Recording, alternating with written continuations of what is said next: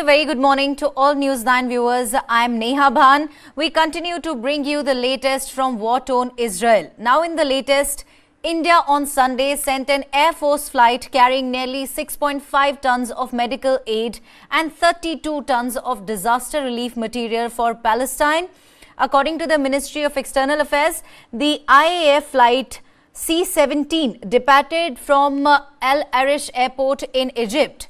Now, the ministry said that the material included essential life-saving medicines, surgical items, tents, sleeping bags, sanitary utilities and water purification tablets, among other necessary items.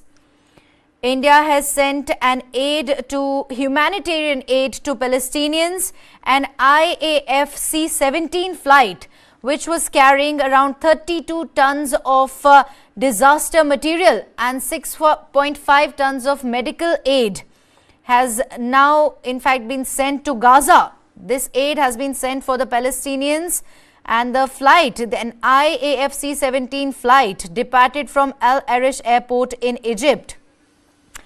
India has sent humanitarian aid to Gaza via Egypt. Do remember that the Rafah crossing point between Egypt and Gaza was opened yesterday, and nearly a dozen Egyptian trucks carrying relief materials such as medical supplies was finally allowed to enter the crossing after intense negotiations involving the United States, Israel, Egypt and UN.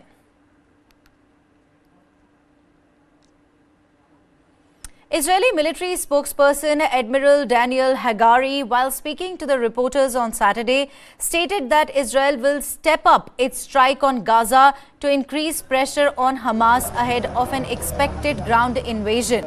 He said, and I quote, "We have to enter the next phase of the war in the best conditions, not according to what anyone tells us. From today, we're increasing the strikes and minimizing the danger."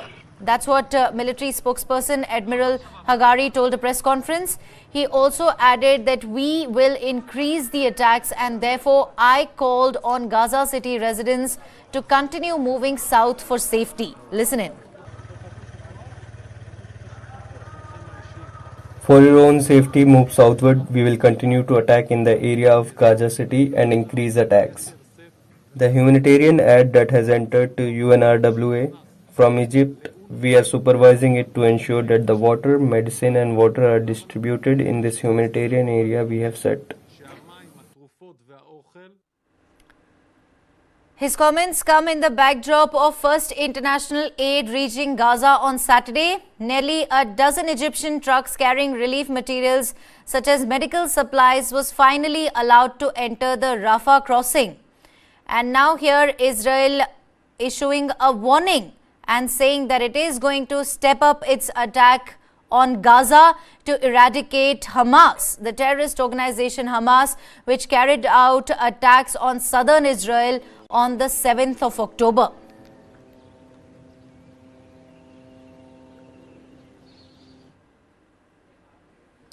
After Israel's Prime Minister Benjamin Netanyahu vowed to fight until victory, Israel continued its heavy bombardment throughout the Gaza Strip and over the trucks carrying humanitarian aid crossing the besieged enclave on Saturday. Take a look at this report.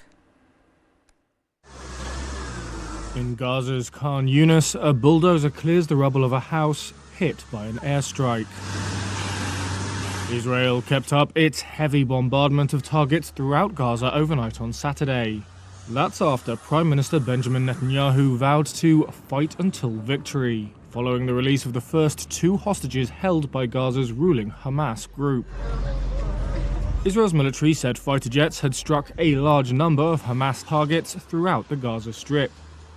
In Khan Yunis, Izzeldin Al-Farah said he was one of 24 people who lived in this destroyed building. He asked what any of them had done to Israel.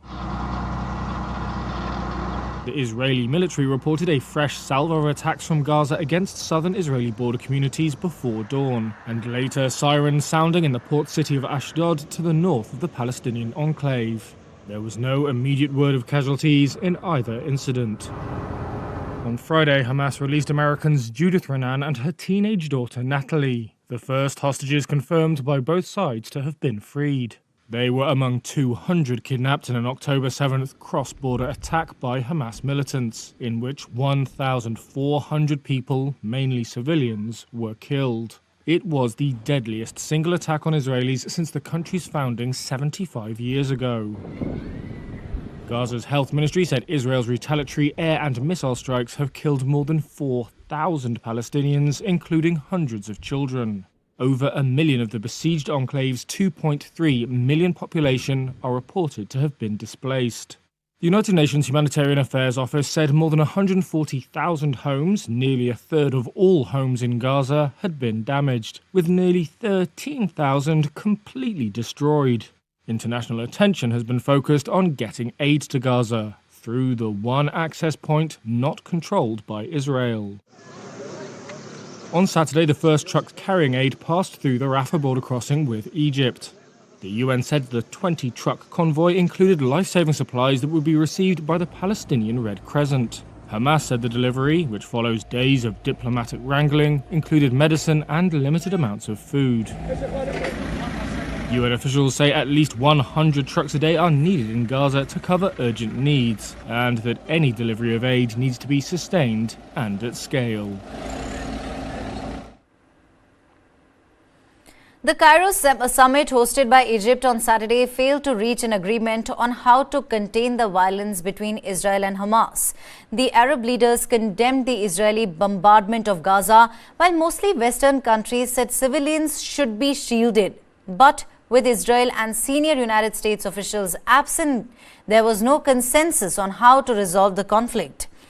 The message the Arab world is hearing is loud and clear. That's what King Abdullah II of Jordan said in his remarks, adding, Palestinian lives matter less than Israeli ones. Our lives matter less than other lives.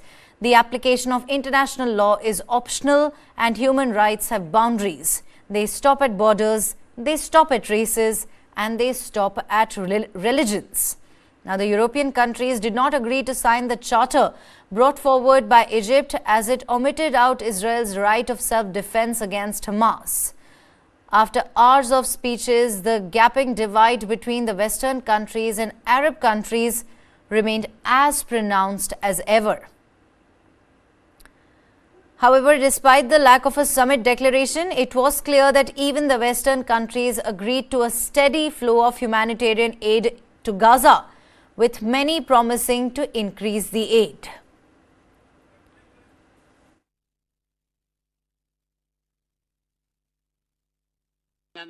Because even if our starting points were not perfectly the same, our interest is perfectly the same. That is the interest of all the leaders sitting around this table, that what is happening in Gaza doesn't become a much wider conflict, that it doesn't turn into a religious war and a clash of civilizations, rendering in vain the efforts that have courageously been made in recent years to normalize relations.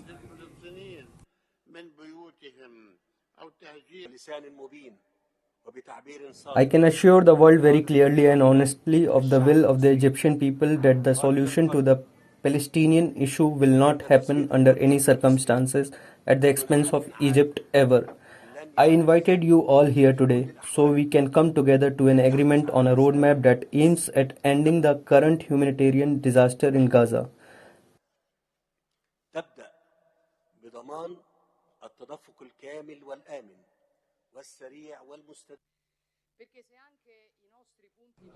Because even if our starting points were not perfectly the same, our interest is perfectly the same. That is, the interest of all the leaders sitting around this table that what is happening in Gaza does not become a much wider conflict. That it does not turn into a religious war and a clash of civilization, rendering in vain the efforts that have courageously been made in recent years to normalize relations.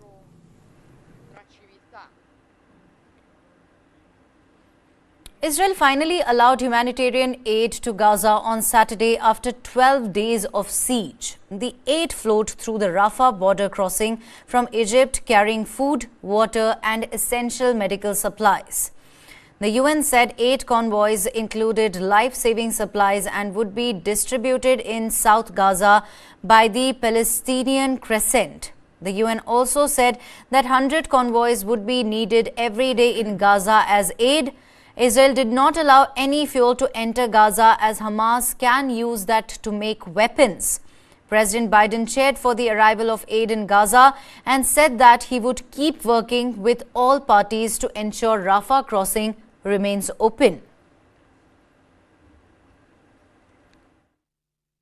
At the instruction of the government, aid was entering through the Rafah crossing carrying food, water and medicine that is for the population in the southern area of Gaza only. Fuel was not entered into Gaza. Just yesterday, Israel allowed humanitarian aid to enter Gaza. After 12 days of siege, 20 trucks were allowed to enter through the Rafah crossing. These trucks carried essential medical supplies, water and food. Do remember that hospitals in Gaza are running dangerously low on supplies, and that was the decision that was finally taken by Israel. But they also ensured that Hamas does not take over any of these supplies that was sent through the Rafah crossing.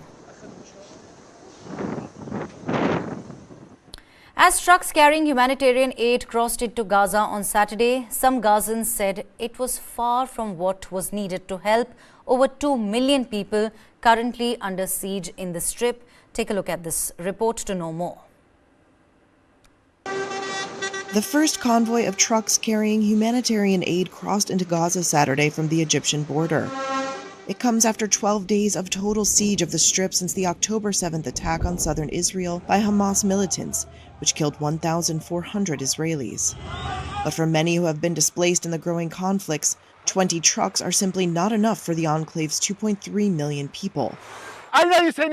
Where is your humanity? We need to know what is being done, says this man, who is calling on Arab countries to send help.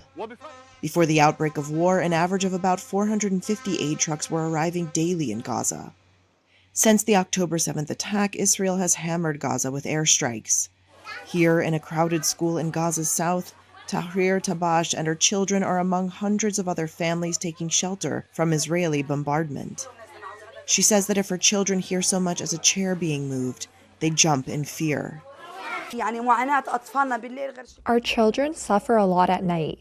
They cry all night. They pee themselves without meaning to. And I don't have time to clean up after them, one after the other. The place is full. I can't take care of my children, clean for them, I can't. There is not even 1% of a good, healthy, and safe life for a child. There is no safety. If we don't die from war, we will die from epidemics and diseases. More than 4,000 Palestinians have been killed, including hundreds of children, and 13,000 wounded in Gaza, according to the Palestinian Health Ministry. The United Nations says more than 1 million have been made homeless. There are no safe bomb shelters in Gaza, where over 50% of Palestinians live in poverty. In Egypt, Arab leaders condemned the siege of Gaza at a summit convened hastily to find a peace settlement. But the absence of Israel and senior U.S. officials at the meeting undermined any prospect for halting the escalating war. Israeli Prime Minister Benjamin Netanyahu met Italian Prime Minister Giorgia Meloni on Saturday. Calling on the Italian Prime Minister, Netanyahu said, "We have to defeat this barbarism," quote unquote, adding that this battle is between the forces of civilization and really monstrous barbarians. Meloni assured Netanyahu of Italy's support for Israel. She said Italy recognizes Israel's right of defending itself. She added that terrorism has to be fought and to be done it in the best way. So we are different from the terrorists. Right on your screens, visuals coming in from, in fact, Israel, where Prime Minister Netanyahu has met Italian Prime Minister Giorgia Meloni. Now here, Prime Minister Netanyahu told her that we have to defeat this barbarism, adding that this battle is between the forces of civilization and those who carried out monstrous acts, thereby referring to the Hamas terrorist organization. Meloni, on the other side, has also pledged Italy's support for Israel. Let's now take you to Tel Aviv, where my colleague Manish Jha gets us the latest. From there are some people who are staging a protest asking Hamas to release the hostages. Let's listen in to the voices from Tel Aviv. TV9 Bharatvarsh की team इस वक्त तेल अवीव में मौजूद है और तेल अवीव में हम उस जगह पर हैं जहां पर लोग अपने परिजनों को हमास के बंधन से छुड़ाने के लिए यहां बड़े संख्या में जुटे हुए हैं। देखिए, तेल अवीव की ये वो लोकेशन है जहां पर वो तमाम लोग जिनके परिजन इस वक्त हमास के कब्जे में हैं, हमास के बंधक बने हुए हैं, वो सब इकट्ठा हैं और इस तरीके से वो लगातार, जैसे हाथ में ये पोस्टर देखिए कि लीरी के बारे में ये उनके परिजन इस तरह के पोस्ट कार्ड, प्ले कार्ड और अलग अलग पोस्टर लेकर लोग जुटे हुए हैं और वो प्रोटेस्ट भी कर रहे हैं। वो सरकार से मांग कर रहे हैं कि उनके परिजनों को वापस लाया जाए, इस वक्त वापस लाया जाए। और उसके लिए देखिए तमाम हर उम्र के लोग हैं, जो लीरी की फ्रेंड्स हैं, उनकी फैमिली है, उनके शुभचिंतक हैं और न केवल लीरी बल्कि जो 201 लोग हैं, खास करके अमेरिका के 2 बंधक के रिहा हो जाने के बाद इनको एक उम्मीद जगी है कि इनके परिजन भी हमास के कब्जे से छुड़ाकर लाए जा सकते हैं। और इस वक्त जो आप देख रहे हैं, इस वक्त वो नारेबाजी भी कर रहे हैं, ढोल नगारे भी बजा रहे हैं अपने नारे के सपोर्ट में और साथ में वो मांग कर रहे हैं कि उनके परिवार वालों को जल्द से जल्द हमास के कब्जे से वापस लाया जाए, उन्हें घर वापस लाया जाए। सो वो ब्रिंग देम नाउ का नारा लगा रहे हैं, उनको अभी वापस लाया जाए। यहाँ पर मौजूद देखिए तमाम जो लोग हैं, जहाँ तक आपकी नजरें जाएगी, यहाँ पर जितने भी लोग हैं वो इस तरीके से लगातार अपने घर वालों को, अपने परिवार के लोगों को, अपने दोस्तों को, हर किसी को यहाँ पर लाने के लिए इस तरीके से मांग कर रहे हैं ताकि उन्हें लाया जा सके, उनको लाया जा सके। और फिर यहाँ पर साफ तौर पर है, hi sir, do you speak English? Do you speak English? Okay, so first of all, we all are very sorry for your loss.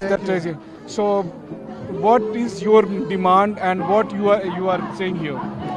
First of all, to stop the fire immediately, and then prisoner exchange, to bring back all the Israelis that were kidnapped, and to give the Palestinians for them all the Palestinian prisoners, to release everybody, all the kidnapped and all the prisoners, and maybe then we will have a chance to a normal life, a kind of normal life. So we can see that the poster here is the prisoner deal, all for all. All for all. So you mean to say that all the persons who are in Israeli jail should be swapped with the prisoners? I think that for the Israeli kidnapped, we should release all the Palestinian prisoners. We should empty all the prisons. Okay, thank you, sir. And also Netanyahu have to resign immediately. The blood of the victims, the Israeli victims and the Palestinian victims, is on his hands. He have to resign immediately now. And if he will not resign, we have to push him out.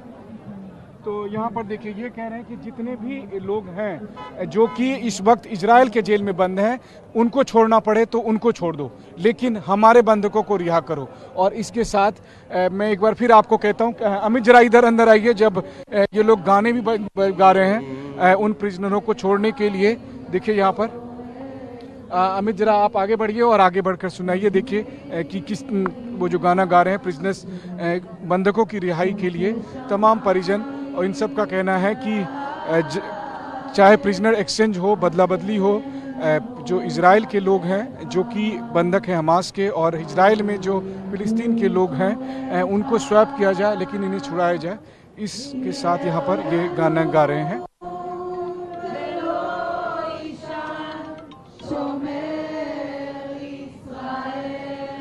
ये लोग गाने भी गा रहे हैं उन प्रिजनरों को छोड़ने के लिए। देखिए यहाँ पर अमित जरा आप आगे बढ़िए और आगे बढ़कर सुनाइए। देखिए कि किस वो जो गाना गा रहे हैं प्रिजनर्स, बंधकों की रिहाई के लिए तमाम परिजन, और इन सब का कहना है कि चाहे प्रिजनर एक्सचेंज हो, बदला बदली हो,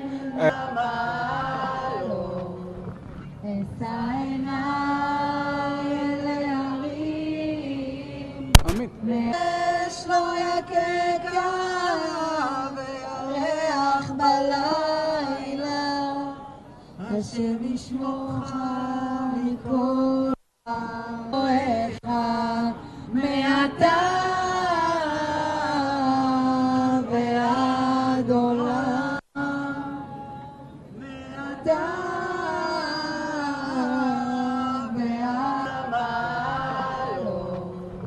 אש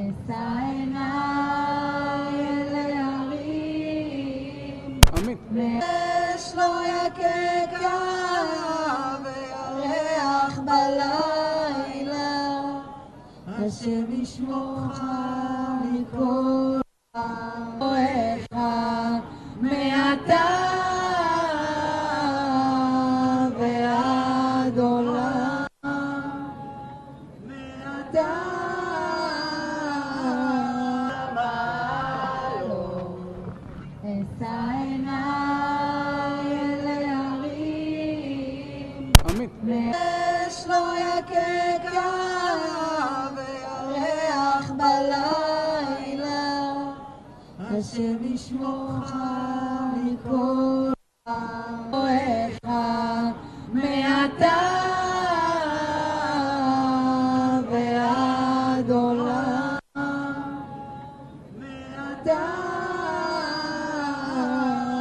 ועד לא אשא עיניי אל ההרים, אש לא יקקה וירח בלילה, השם ישמורך מכל רעך מעתה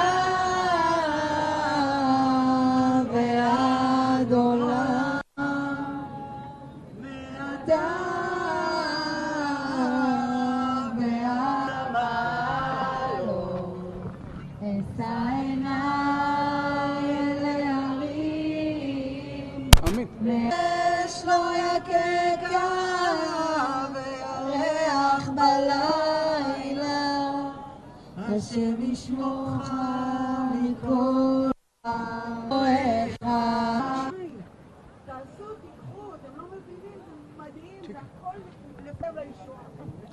सोचिए उन परिवारों पर क्या गुजरती होगी जिनके अपने पिछले 2 हफ्ते से हमास के कब्जे में गाजा पट्टी में मौजूद हैं। और ऐसे में जब 2 अमेरिकन की रिहाई हुई है तो अब इनकी उम्मीद जगी है और इसीलिए यहाँ तेल अवीव में जब TV9 की टीम मौजूद है तो यहाँ पर देखिए काफ़ी संख्या में लोग जुटे हैं जो अपने परिजनों की रिहाई के लिए यहाँ पर मांग कर रहे हैं सरकार के साथ कि अभी तुरंत ही युद्ध को बंद किया जाए, cease fire, bring them back. और वहीं दूसरी तरफ उनके पोस्टर देखिए जिसमें वो कह रहे हैं कि prisoner exchange now, cease fire now, यानी युद्ध तुरंत बंद करो और प्रिजनर एक्सचेंज करो। इन्हीं से पूछते हैं कि क्या मतलब है। So do you speak English? Okay, thank you so much. So what is your demand, like the prisoner exchange now, what you want to say? First of all, we want to cease fire immediately. It does not make sense not to kill more people, whether they're from Gaza or not, the people who are there who are being held captive in Hamas. But your government is saying that we want to eliminate Hamas at any cost. It's one thing to eliminate Hamas, and it's another thing what they're doing in Gaza. They're killing thousands of innocent people. And I want a ceasefire now. I demand ceasefire, and we need to bring the prisoners back now. So do you think that since yesterday the 2 persons are released from the Hamas, so now there are very much chance that very soon you will get your family, friends who are as a hostage in Hamas, with Hamas? Sadly, if it depends on our government, I don't know when it'll happen. It's not on their top agenda. I feel they don't think that prisoner exchange is the most important thing. That's why we're protesting here today. We want to make them aware that this is the most important thing, to bring prisoners back. You are saying that the ceasefire right now, there should be a ceasefire. So what do you think that the government will be ready to exchange prisoners if Hamas will demand unjustified demand? I mean, we see there's a lot of different offers, and we just saw the release of 2 prisoners with American, and I think Qatar was involved, and I mean, there's obviously some kind of willingness, either for exchange of minors, Palestinian minors and women that we have in our jails, or for ceasefire or anything, to at least bring back some of the elderly and the sick and the babies. And right now this is the most important thing, and it just seems that our government doesn't give, I'm not going to say bad words on your television, we understand these things. So definitely Sir, I am from India, so mostly we know that the Israel does not negotiate with terrorists. So do you think that right now they will talk with Hamas for the prisoner exchange? Well, Israel already had a prisoner in Hamas hands, Gilad Shalit, and they did negotiate with him. It took 5 years. I don't think the time did any change. So there is no reason to delay it now. तो करीब 200 के करीब बंधक ऐसे हैं जो इस वक्त हमास के कब्जे में हैं। उनको तुरंत रिहाई कराने के लिए इस समय भारी संख्या में लोग तेल अवीव में मौजूद हैं और अपने अपने तरीके से ये यहाँ पर प्रोटेस्ट कर रहे हैं। ठीक जो इजराइल के रक्षा मंत्रालय के मुख्यालय के ठीक सामने में इस वक्त लोग यहाँ पर जमा हैं। देखिए देर रात का वक्त है और इस वक्त भी कोई ढोल नगारे के जरिए तो कोई नारेबाजी के जरिए तो कोई गाना गाने के जरिए अलग अलग तरीके से ये लोग जुटे हैं और इन सब की मांग है कि युद्ध को तुरंत बंद किया जाए और प्रिजनर्स के बदले में जितने प्रिजनर्स को छोड़ना पड़े लेकिन दोनों तरफ से बंधकों को छोड़ा जाए और इस तरीके से उनके लोगों को वापस लाया जाए। तो युद्ध के 2 हफ्ते के बाद हमास के हमले के ठीक 2 हफ्ते के बाद अब भारी संख्या में लोग तेल अवीव में जुटे हैं अपने लोगों की मांग के लिए और इस वक्त आप देख सकते हैं कि उनकी मांग है जल्द से जल्द सीज़फायर किया जाए। इस वक्त आप देखिए दीदी के पोस्टर हैं या दूसरे और जो बंधक हैं उन सब के पोस्टर्स को आप देखिए और इन सब की मांग यही है कि सरकार तुरंत ही बंधकों के बदले इजरायली जेल में बंद लोगों को रिहा करे या जो कुछ करना है करे, सीज फायर करे और लेकिन इन सबको जो इनके परिजन हैं इन सबको वापस लाए ताकि इनको सुरक्षित वापसी लाया जाए और इसलिए free them now, free them now, free them now तो TV9 की टीम इस वक्त आपको बताई है कि तेल अवीव में मौजूद ये तमाम लोग इस वक्त ये मांग कर रहे हैं कि सरकार अभी एयर स्ट्राइक बंद करे और इन लोगों को जो लोग इस वक्त 2 हफ्ते से हमास के कब्जे में हैं उन्हें तुरंत ही रिहा करवाए और जितने भी बंदियों को छोड़ने की जरूरत हो उन्हें छोड़ा जाए।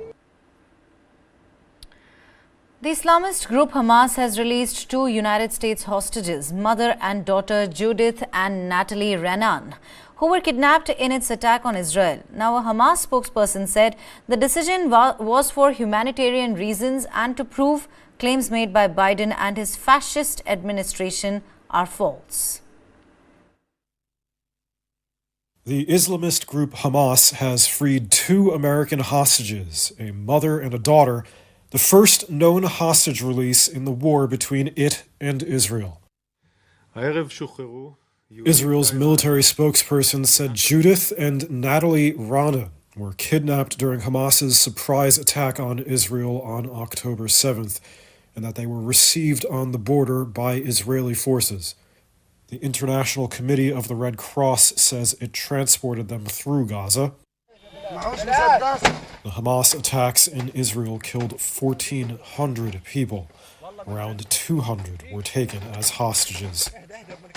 Hamas says the mother and daughter were released for humanitarian reasons and, quote, to prove to the American people and the world that claims made by Biden and his fascist administration are false. They also say that the hostage release came from negotiations by the government of Qatar. This was U.S. Secretary of State Antony Blinken. We expect a team from the U.S. Embassy to see them very shortly. Over the coming hours, they'll receive any support and assistance that they need. The urgent work to free every single American, to free all other hostages, continues, as does our work to secure the safe passage out of Gaza for the Americans who are trapped there. In this particular instance, I want to thank the government of Qatar for their very important assistance. Meanwhile, Israeli airstrikes continue to pound Gaza now 2 weeks after the Hamas attacks and have killed over 4,000 people. Hamas has said about 20 of its hostages were previously killed in airstrikes without giving details. It also says a further 50 hostages are being held by other militant groups. Now, United States President Joe Biden also spoke to 2 American hostages who were released by Islamist terrorist group Hamas on Friday. Take a listen. Hey, Judith. Hello, President. I'm so glad you're home. Or not home, I'm glad you're out. Thank you so very, very much. Hey Nat, how are you? God love you. I just want to say thank you for your services for Israel. Well, I look, that's been a long serving. I'm just delighted we're able to get you out. We've been working on it a long time. We're gonna get them all out, God willing. I just want to say, I hope you're both not only feeling good, but in good health as well. Yes, sir. Yes, we are. And thank you very much. God bless you. Well, God bless you guys. Pro-Palestinian protests are being witnessed in the United States, where thousands of protesters took to the streets in New York to denounce Israeli bombing in the Gaza Strip. Protesters chanted "Free Palestine" and also called for an end to Israeli occupation and the liberation of the Palestinian territories. Now, they accused Israel of genocide and called for the US to withdraw support for its Middle Eastern ally.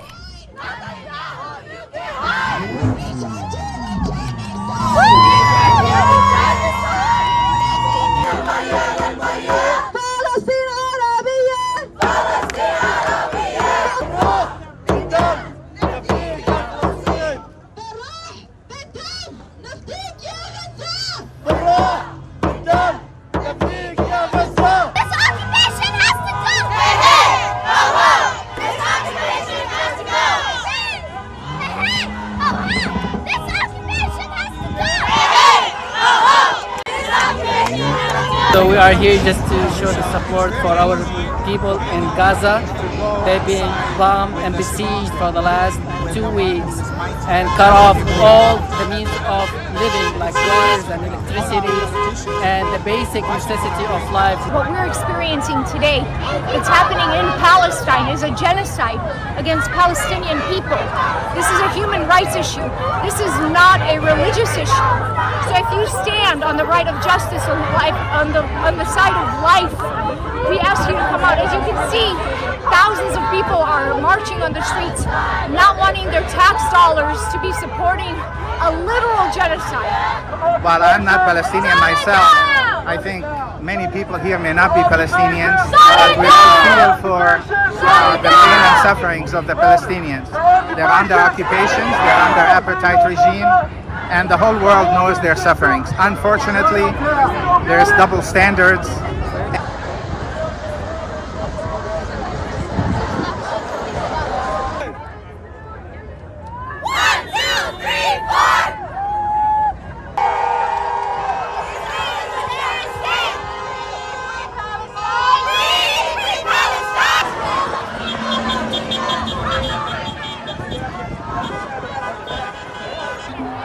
Pro-Palestine protests being witnessed in New York, where thousands of protesters denounced Israeli bombings in the Gaza Strip.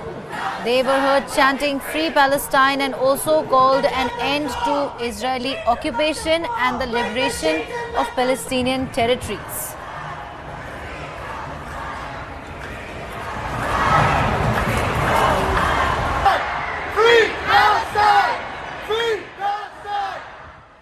Pakistan's former Prime Minister Nawaz Sharif returned home on a special flight from Dubai after a 4-year self-imposed exile in the UK to head his party and try to secure a record 4th term in the general elections expected to be held in January.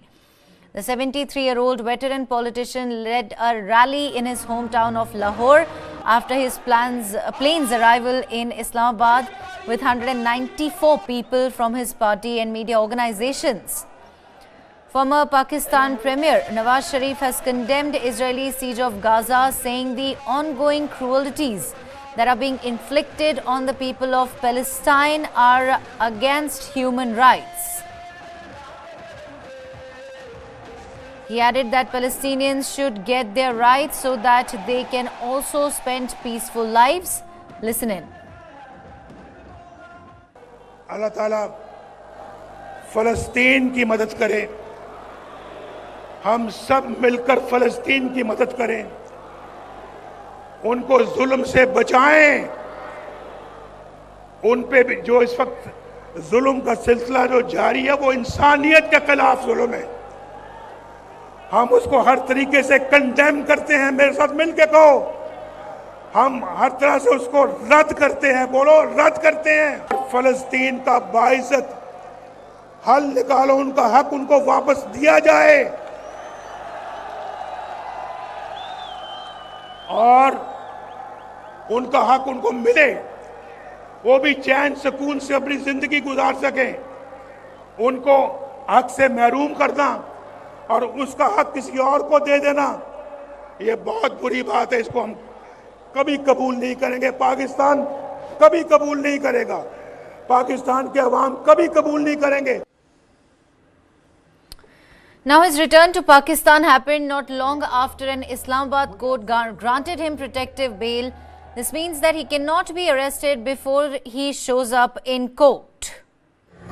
This adds to the already tense atmosphere in the lead up to a chaotic election.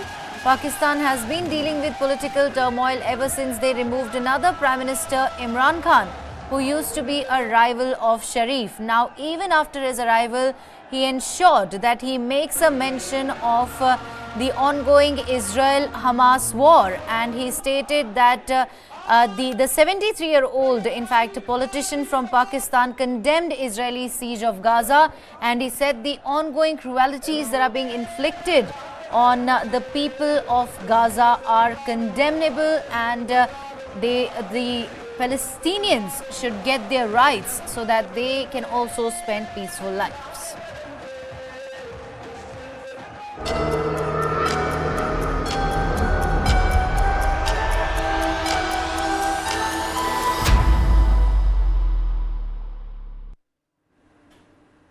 Switching our focus to some of the other stories now, body of a Swiss woman strangled with chains was found near a government school in West Delhi's Tilak Nagar area on the 20th of October. According to the police, the woman was killed 24 to 48 hours before being found. Her limbs were tied and locked with chains, and the body was decomposed. Also, the body was wrapped in a big black polythene bag. The police has successfully arrested the accused. He's been identified as Gurpreet. Listen in to what DCP informed about the incident. कल करीब पौने 9 से 9 बजे के बीच में एक PCR call receive हुई थी तिलक नगर थाने में कि एक महिला की लाश एक स्कूल की दीवार के पास पड़ी हुई है।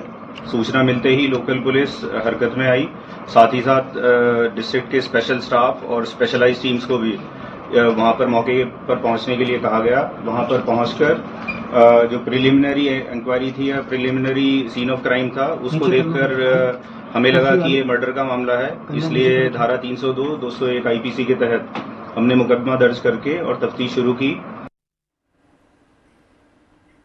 Russia has detained a journalist of a US-funded Radio Free Europe for failing to register as a foreign agent while visiting on a family emergency. Take a look at this report. Alsu Kamasheva, an editor at US-funded Radio Free Europe, Radio Liberty, has been detained by Russia. That's according to the broadcaster. RFE said the detention was for failing to register as a foreign agent while visiting Russia for a family emergency. Kamasheva, an editor with Radio Free Europe and Radio Liberty's Tatar Bashkir service, holds both US and Russian passports. Russia's tightened its control over the media since the start of the Ukraine war. Leading independent news outlets have closed, and many journalists and publications designated as so-called foreign agents. The term, which carries Cold War connotations of espionage, is used in Russia to label organizations, journalists, activists and celebrities deemed to be engaging in political activity with foreign support. After the war and the arrest of Wall Street Journal correspondent Evan Gershkovich in March on spying charges, almost all US journalists have left the country. The State Department's repeatedly urged US citizens to leave Russia. Kamasheva travelled to Russia on May 20th. As she sought to leave Russia at the end of her trip at Kazan airport, she was detained and her passports were confiscated as she awaited her return flight. She was fined for failing to register her US passport with Russian authorities. In a statement, RFE's acting president Jeffrey Gedmin said, "Alsu is a highly respected colleague, devoted wife and dedicated mother to 2 children. She needs to be released so she can return to her family immediately. Russia's Tatar Inform news agency said Kamasheva had failed to register as a foreign agent while gathering information on Russia's military activity. She could face up to 5 years in prison, according to RFE. The Russian government has yet to comment. In a significant market development, Tesla and other electric vehicle manufacturing companies suffered a sharp decline in their stock prices on Thursday. Tesla, which is the world's highest valued automobile manufacturer, saw a staggering drop of 9%. Now, this equates to a potential loss of around $70 billion in its market value. This downturn comes days after Tesla CEO Elon Musk expressed concern over the impact of high interest rates on consumer demand. Take a look at this report. Shares of Tesla and other electric vehicle makers plummeted on Thursday, a day after Tesla CEO Elon Musk warned that high interest rates could sap consumer demand. The world's most valuable automaker sank more than 9% and was set to lose about $70 billion in market value. On a post-earnings call Wednesday, Musk said he wanted more clarity on the economy before ramping up a planned Tesla factory in Mexico. His concerns? High borrowing costs that could deter consumers and, quote, paycheck-to-paycheck pressures on American workers. The comments marked a change in tone from Musk, who last year said his company was, quote, recession resilient. The EV maker missed quarterly revenue estimates by the most in more than 3 years, despite hefty price cuts. Tesla is not the only EV maker worried about demand. General Motors this week said it would delay production by a year of its Chevrolet Silverado and GMC Sierra electric pickup trucks at a plant in Michigan. Ford last week said it would temporarily cut one of 3 shifts at a plant that builds its F-150 Lightning pickup trucks. The automaker in July already slowed its EV ramp-up, shifting investment to commercial vehicles and hybrids. And EV startup Lucid reported a near 30% plunge in third-quarter production this week, while Amazon-backed Rivian, which makes electric pickup trucks and SUVs, also disappointed investors this month when it shied away from raising its full-year production forecast. Shares of Lucid and Rivian were down roughly 3% and 4% respectively in Thursday afternoon trading. El Nino, which reduced rainfall in monsoon, will now impact winter as well. According to the World Meteorological Organization and the U.S. Meteorological Agency, El Nino has an 85% chance of remaining active in the northern hemisphere until 2024 May. Due to this effect, the sea surface temperature is currently 1.3 degrees higher than the average. Such an increase in sea temperature has been recorded for the first time since February-April 2016. Former Secretary of the Ministry of Earth Sciences and meteorologist Dr. Madhavan Nair Rajivan, quoting the European Centre for Medium Range Weather Forecasts model, said that due to El Nino, there will not be much cold in the coming winter. The winter season will also be short, which means there will be fewer cold days. From November to February, the temperature will be above normal, so there is less scope for cold wave. Here, in fact, the Indian Meteorological Department has not yet released the forecast for the winter season.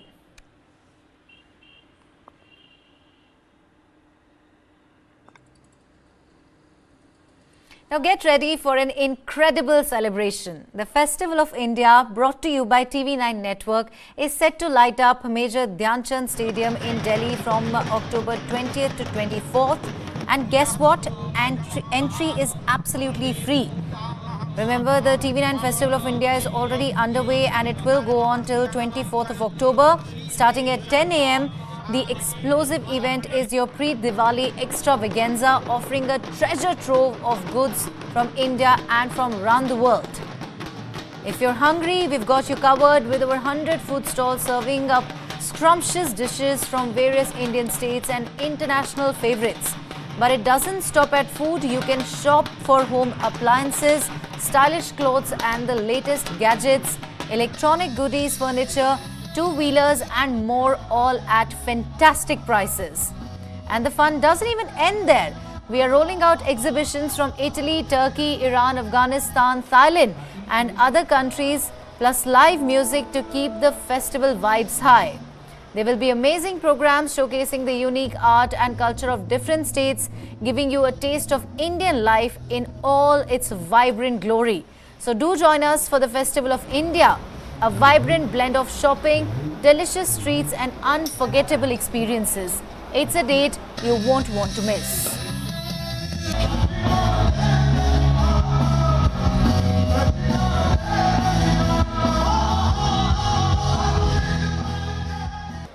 Bengal में नारी जाति शक्ति के लिए भी पूजित होते हैं और आपको पता होगा हमारे कंपनी ने अभी H&A वाओ एक वी ऑन बोर्ड वुमेन एक इनिशिएटिव लागू किया है।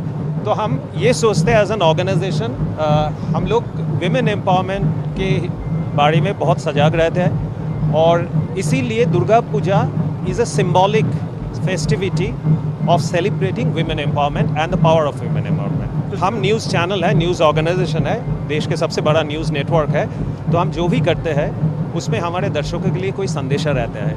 हम सिर्फ बिजनेस के लिए कुछ भी नहीं करते।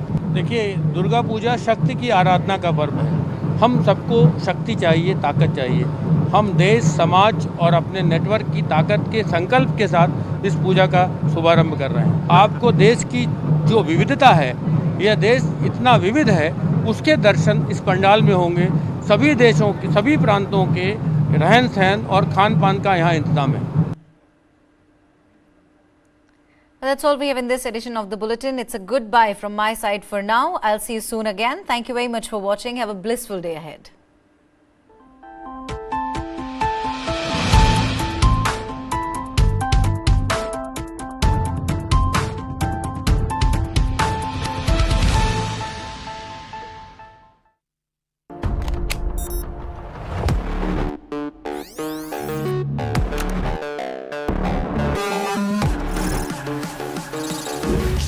GPT. It can generate codes and human-like responses through text, write stories, and do a lot more. I work in a newsroom with anchors, researchers and scriptwriters, graphic artists, producers, video editors, camera crew. But does a newsroom really need them today?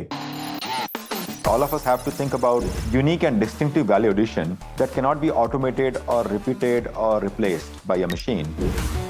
ChatGPT may kill many companies. A human has to be in the loop with an ability to control this. Dark Side of the Boom. Streaming now.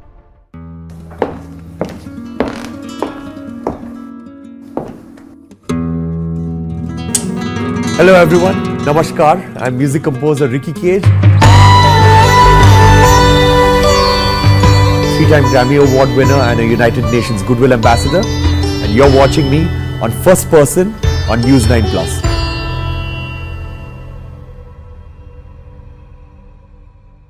This and more streaming now on the world's first news OTT, News9 Plus. Download now.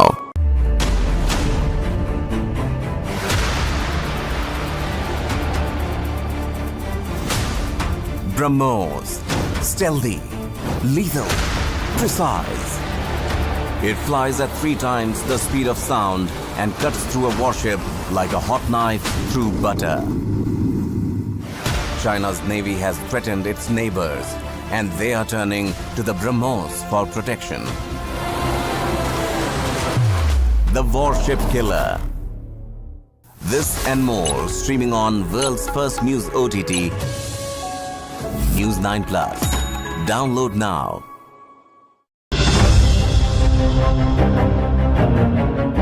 United States has always been seen as this world power, and they do not want this image to go away.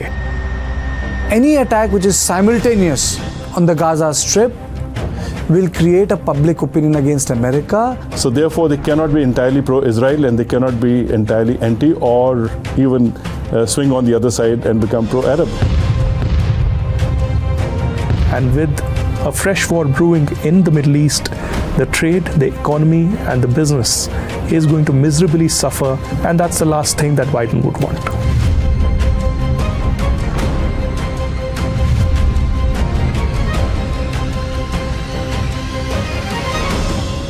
a worst possible scenario for US President Joe Biden as he visits Israel. Hours before his touchdown, a hospital in Gaza is bombed, leaving hundreds dead, and a blame game between Israel and the Arab world begins. I was deeply saddened and outraged by the explosion at the hospital in Gaza yesterday. And based on what I've seen, it appears as though it was done by the other team, not you. Biden's meetings with Palestinian leaders have been